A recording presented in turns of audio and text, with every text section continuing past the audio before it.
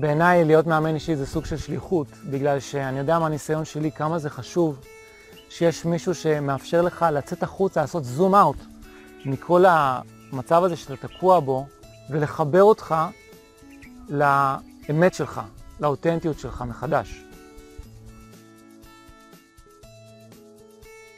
אם אימון אישי באופן רגיל מאפשר לבן אדם להפיק את המטרות ומדבר על מה לעשות, אז אימון הווייתי ייחודי בכך שהוא למעשה מדבר על האיכות. זאת אומרת, לא רק על מה בן אדם עושה ומה הוא מצליח להגיע ברמת ה-V שהוא מסמן, אלא מי הוא כאדם, מה חוויית החיים שלו, איך הוא עושה את זה, באיזה התייחסות הוא עושה את הדברים.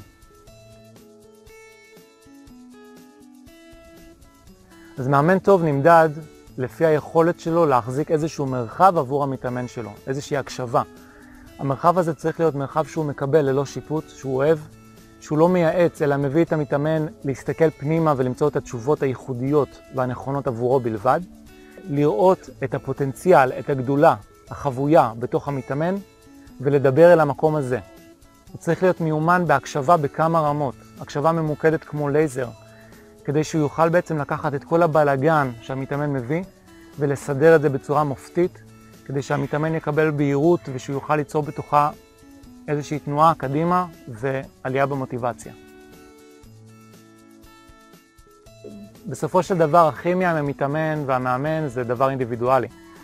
לכן אני ממליץ וגם מזמין אנשים להתנסות באימון לפני שמתחילים להיכנס לתהליך ארוך, פשוט מאוד לראות מה זאת החוויה להיות במרחב של המאמן, מה זה להרגיש אימון אמיתי ולא רק להסתפק בשאלות יבשות.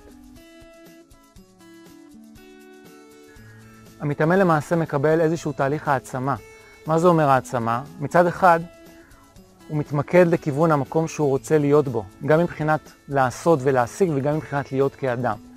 מצד שני, עובדים על לנטרל את האמונות המגבילות, את כל המעצורים הפנימיים שחוסמים אותו ולוקחים אותו אחורה ומונעים ממנו לממש את הפוטנציאל שלו.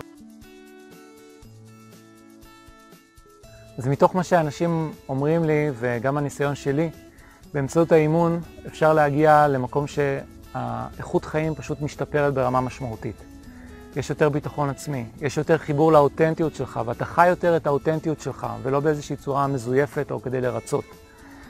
יש יותר חיבור לחזון האישי שלך, לאיפה אתה באמת רוצה להגיע, מה הצעד הבא עבורך.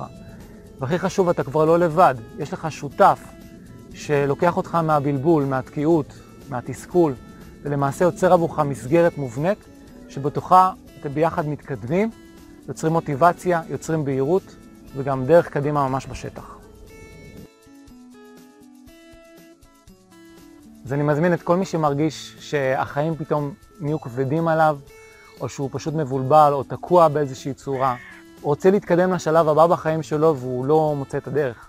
להירשם בטופס שנמצא באתר לפגישה של 45 דקות, שבה בעצם הוא יוכל באמת לחוות מה זה אימון, מה זה אימון הווייתי, ומתוך החוויה שלו לראות אם זה מתאים לו, וגם כן להגיע כבר בשיחה הזאת ליותר בהירות, יותר סדר בחיים שלו, ולצאת עם יותר מוטיבציה ואופטימיות. אני תקועה במקום אחד, כי אני מוצפת ובאיזשהו סוג של סערה.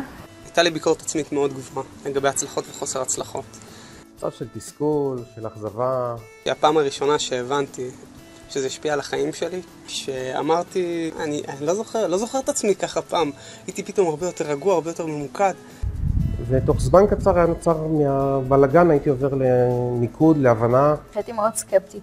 החוויה המדהימה של להיות מוקשב ברמה גבוהה. ואני התאמנתי אצל מאמנים לפני עמית, ולא חוויתי מעולם רמת הקשבה כזאת. עזרת לי ליצור בהירות. בצורה מדהימה, זה היה כל כך ממוקד וכל כך עמוק. יצרתי סדרי עדיפויות חדשים. בזכותך ובזכות התהליך הצלחתי, וזה היה משהו שהיה מאוד חשוב משמעותי, אבל פשוט לעשות את זה בסוף. אחרי דחיות אינסופיות. פשוט הרגשה של well-being. באמת יש לי המון מזל שקיבלתי את הכלים האלה בחיים, שאני יכול להגיע מנקודה כזאת של סבל מתח לנקודה שאני הרבה יותר שמח, שיש לי איכות חיים פשוט יותר טובה, וזה פשוט איכות חיים יותר טובה.